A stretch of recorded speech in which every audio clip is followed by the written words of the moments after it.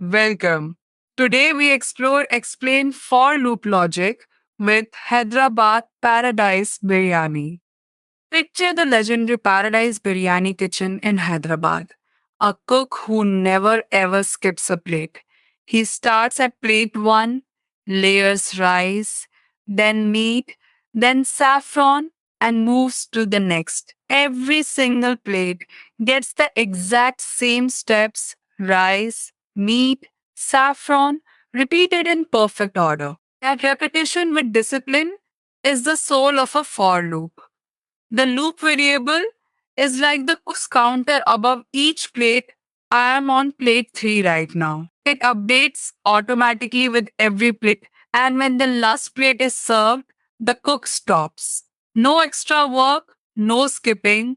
The sequence ends naturally. That is the for loop guarantee. Here's our paradise cook in Python. The for loop says, for each plate in range 1 to 6, serve it. Now you might wonder why range 1, 6 and not range 1, 5? Because range stops before the second number. Range of 1 to 6 gives us 1, 2, 3, 4, 5, exactly 5 plates.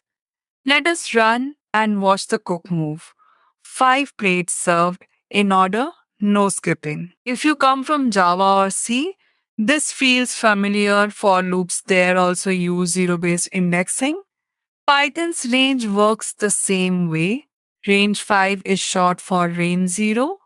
5, it starts at 0, not 1. This catches beginners every time. Let us run this code and see what Python gives us.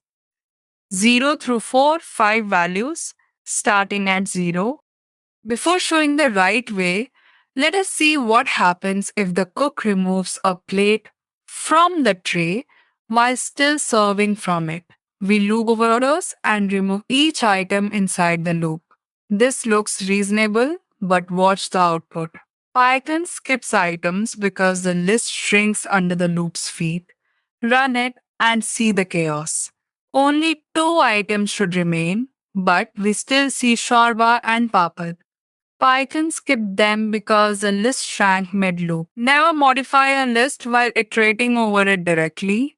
The right way, iterate over the list without touching it. The for loop reads each item one by one, just like the paradise cook moving down the tray. Raita, shorba, egg, papad. No skipping, no chaos. Under the hood, Python uses an iterator object that holds a pointer to the current position in the list.